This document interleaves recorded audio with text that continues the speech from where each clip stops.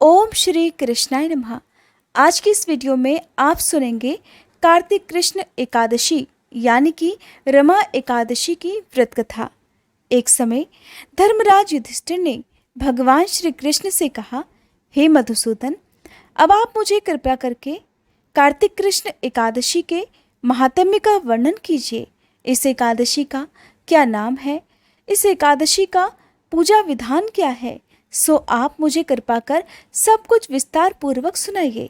इस एकादशी को करने से किस पुण्य की प्राप्ति होती है और इस व्रत में किस प्रकार पारण किया जाता है। भगवान श्री कृष्ण धर्मराज की ये बातें सुनकर मुस्कुराते हुए कहने लगे, हे धर्मराज, कार्तिक कृष्ण एकादशी का नाम रमा एकादशी है और यह बड़े से बड़े पाप नष्ट कर डालती है। हे राजन, अब इस एकादशी का महात्म्य मैं तुमसे वर्णन करता हूँ, सुनो। प्राचीन काल में मुचुकुंद नाम का एक राजा था और राजा मुचुकुंद की देवराज इंद्र के साथ मित्रता थी। यहाँ तक कि यम, कुबेर और वरुण देव के साथ भी उसकी मित्रता थी। वह राजा भगवान विष्णु का परम भक्त था और न्यायप्रिय होकर सदा अपनी प्रजा का पालन किया करता था। उस राजा की एक पुत्री थी जिसका नाम चंद्रभागा था। समय बीतने पर जब वह कन्या विवाह योग्य हुई तब उसका विवाह राजा चंद्रसेन के पुत्र शोभन के साथ कर दिया गया। एक बार शोभन अपनी पत्नी के साथ अपनी ससुराल में गया। कुछ समय पर कार्तिक मास के कृष्ण पक्ष की पुण्यदायिनी रमा एकादशी का दिन आया। एकादशी की तिथि समीप आने पर चंद्रभागा को अपने पति के लिए बड़ी चिंता हुई, क्योंकि वह ये भी जानती थी कि उसके पिता की आज्ञा अत्यंत कठोर है और जो उसके पिता की आज्ञा को नहीं मानेगा उसके लिए कठोर दंड की व्यवस्था की जाएगी। उसके पिता के राज्य में हर कोई एकादशी व्रत का पालन किया करता था। उस दिन कोई भी मनुष्य अन्न ग्रहण नहीं किया करता था। यहाँ तक कि उसके पिता के राज्य में कोई भी पशु पक्षी आदि अन्न या जल ग्रहण नहीं कर सकता था। चंद्रभागा जानती थी कि उसका पति बहुत दुर्बल है और वह एक समय भी बिना भोजन के नहीं रह सकता। दशमी तिथि को राजा ने पूरे राज्य में घोषणा करवा दी कि एकादशी का उपवास सभी जन करेंगे। उसके राज्य में किसी प्रकार का कोई भी अन्न कोई व्यक्ति ग्रहण नहीं करेगा। राजा की यह घोषणा सुनकर शोभन अत्यंत परेशान हो गया और उसने अपनी पत्नी से कहा कि अब मुझे क्या करना चाहिए। तुम तो जानती हो कि मैं एक समय भी बिना भोजन के नहीं रह सकता। कोई उपाय हो तो बताओ। और अगर मैंने एकादशी का उपवास कर लिया तो भूख से मेरे प्राण अवश्य ही निकल जाएंगे। चंद्रभागा को अपने पति की स्थिति का पता था और वह परेशान होकर अपने पति से कहने लगी कि मेरे पिता के यहाँ राज्य में कोई भी एकादशी के दिन अन्न ग्रहण नहीं कर सकता और अगर तुम एकादशी के दिन भोजन करना ही चाहते हो तो तुम्हें एकादशी के दिन इस राज्य से बाहर जाना होगा।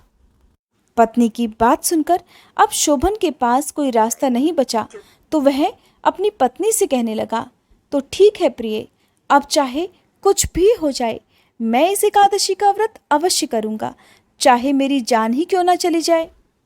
अब तो जो होगा वो देखा जाएगा। ऐसा कहकर शोभन ने भी अपनी पत्नी के साथ मिलकर एकादशी का उपवास किया। दिन भर भूख और प्यास से व्याकुल होने के कारण शोभन की हालत खराब होती चली गई। शाम को जब सूर्यदेव अस्त हो गए और रात्रि जागरण का समय आया तब भूख प्यास से पीड़ित शोभन के प्राण निकल गए। तब राजा ने शोभन के मृत शरीर को जल में प्रवाहित कर दिया और अपनी पुत्री को आज्ञा दी कि वह सती न हो और भगवान विष्णु की कृपा पर भरोसा रखे।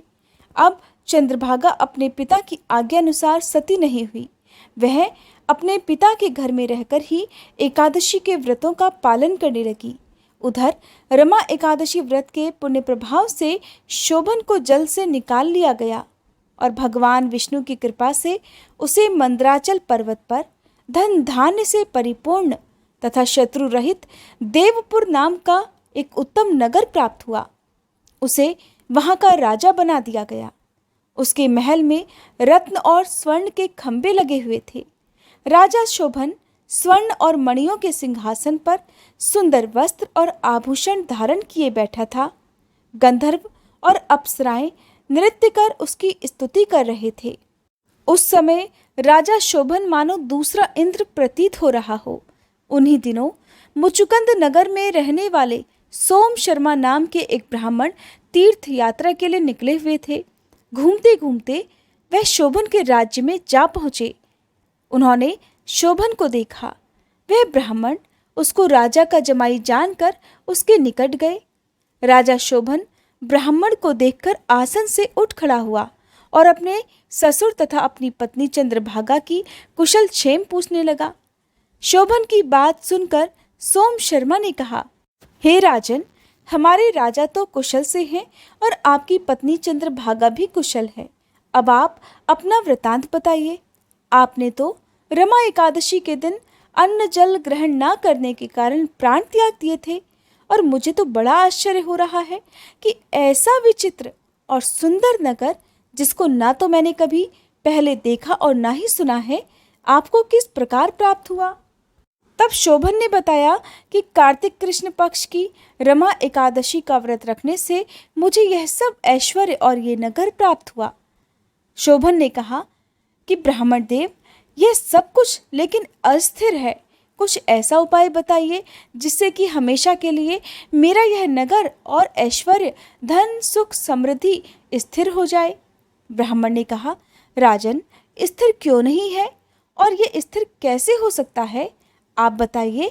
अगर आवश्यकता पड़ी तो मैं इसके लिए अश्वमेध यज्ञ भी करने को तैयार हूँ।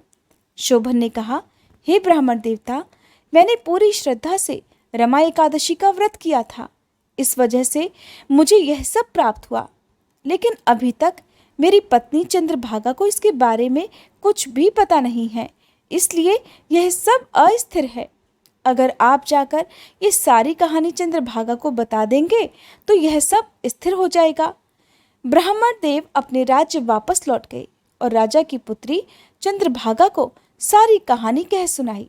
चंद्रभागा ने सुना तो बहुत प्रसन्न हुई और ब्राह्मण से कहने लगी कि हे ब्राह्मण देवता, आप सच कह रहे हैं या किसी सपने की बात कर रहे हैं। सोम शर्मा नामक ब्राह्मण ने कहा, पुत्री, मैंने तुम्हारे पति को साक्षात देखा है और यह कोई स्वप्न नहीं था। चंद्रभागा ने ब्राह्मण देवता से निवेदन किया कि वह उसे लेकर उसके पति के पास जाएं और उन दोनों की भेंट करवा दें। ब्राह्मण ने चंद्रभागा की बात सुनी तो उसे मंदराचल पर्वत के समीप वामदेव ऋषि के आश्रम में ले गए, जहाँ वामदेव ऋषि ने सारी बात सुनी और वेद मंत्रों के उच्चारण से चंद्रभागा का शरीर दिव्य कर दिया। एकादशी व्रत के पुण्य से चंद्रभागा दिव्य गति से अपने पति के समीप पहुंच गई। अपनी प्रिय पत्नी को अपने पास देखकर शोभन अति प्रसन्न हुआ और उसे अपने पास सिंहासन पर बिठा लिया। चंद्रभागा कहने लगी, हे स्वामी, आप मेरे सभी पुण्यों को ग्रहण कीजिए। पिछले 8 वर्षों से मैं अपने पिता के घर रमा एकादशी व्रत को विधि पूर्वक संपन्न करती आई हूँ, इसलिए अब मैं आपके इस अस्थिर जीवन को स्थिर कर सकती हूँ। चंद्रभागा ने तब अपने पुण्यों से वहाँ सब कुछ स्थिर कर दिया और अपने पति के साथ खुशहाल जीवन व्यतीत करने लगी।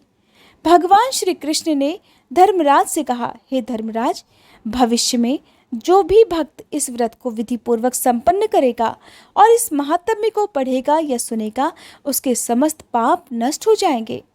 भगवान श्री कृष्ण ने कहा कि हे धर्मराज, कृष्ण पक्ष और शुक्ल पक्ष की एकादशी एक समान है, इन दोनों में कोई भी भेद नहीं। इसलिए इन दोनों एकादशी का व्रत जो भी मनुष्य विधि पूर्वक संपन्न करेगा वह हमेशा सुखी जीवन व्यतीत करेगा और अंत में बैकुंठ लोक को जाएगा। ये थी रमा एकादशी व्रत की कथा। उम्मीद करती हूँ ये वीडियो आपको पसंद आई होगी। वीडियो अच्छी लगी हो तो वीडियो को लाइक करके हमारे चैनल को सब्सक्राइब कीजिएगा और हमारे चैनल पर हर दिन सुनाई जा रही कार्तिक मास महात्म्य की कथाएं भी जरूर सुनिएगा।